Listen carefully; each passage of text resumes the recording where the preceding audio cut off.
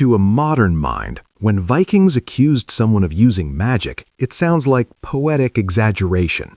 It sounds like symbolism, a metaphor, a dramatic way of saying this battle went badly and we don't want to talk about why. But to the Vikings, magic was not a figure of speech. It was a perfectly reasonable, mechanical explanation for things that refused to behave properly. And the Sami, unfortunately for Viking peace of mind, did a lot of things that refused to behave properly.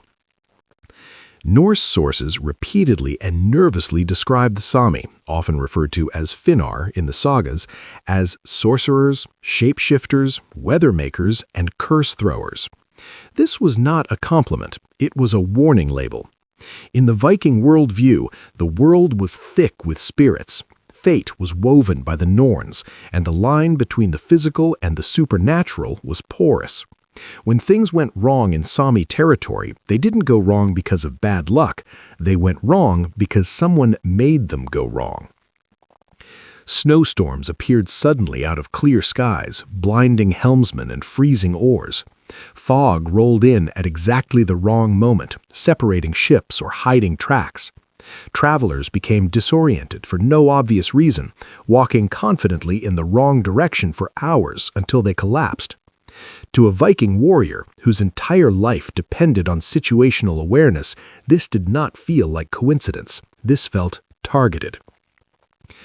Sami shamans used drums, chants, and trance rituals that looked deeply unsettling to outsiders.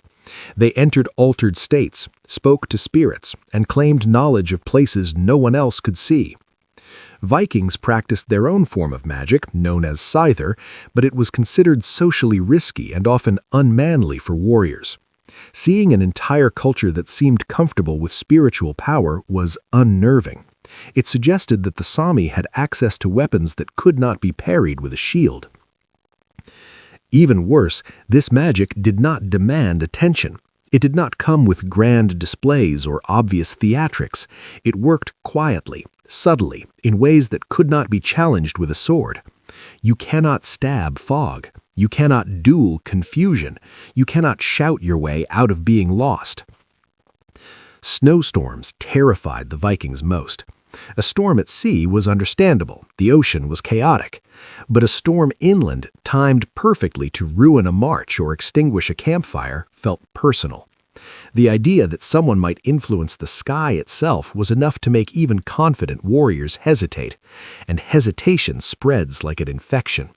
Once one man believes he is cursed, the others notice every misstep. Every stumble becomes suspicious, every delay becomes ominous. The group starts interpreting bad luck as intentional hostility from unseen forces. This was not cowardice, it was logic according to their worldview. The Sami did not need to kill many Vikings, they only needed the Vikings to believe they could kill them without ever appearing. And belief mattered more than reality. When an enemy can attack your body, you fight. When an enemy can attack your understanding of the world, you withdraw. Because no amount of bravery helps if the universe itself seems to be against you. And from the Viking perspective in Sami lands, it absolutely was. If the Vikings had merely believed the Sami were strange, that would have been manageable.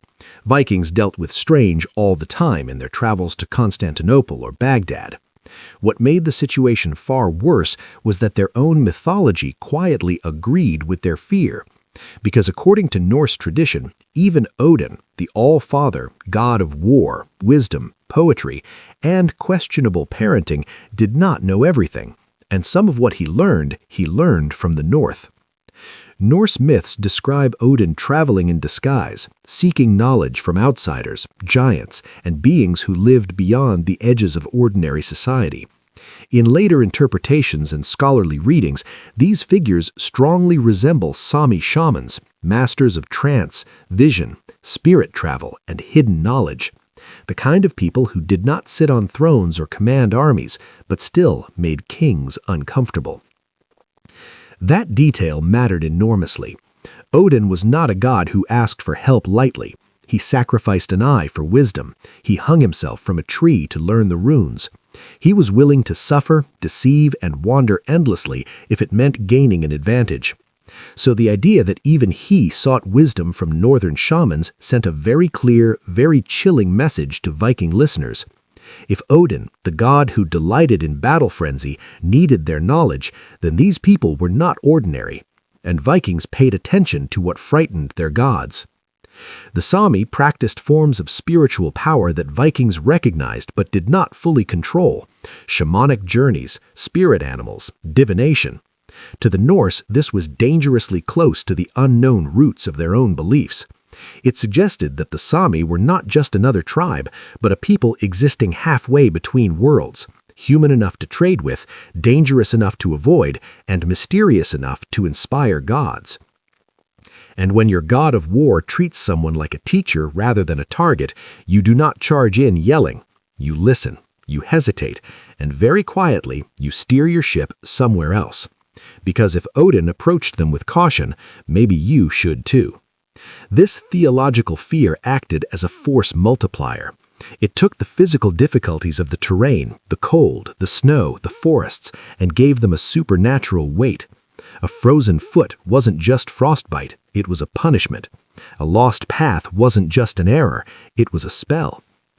The Sami, for their part, likely understood this reputation and used it. Silence, invisibility, and the masterful use of the environment created an aura of invincibility that required very little actual violence to maintain. They allowed the Vikings to construct their own ghost stories, and those stories built a wall around Sami lands that was stronger than any stone fortification.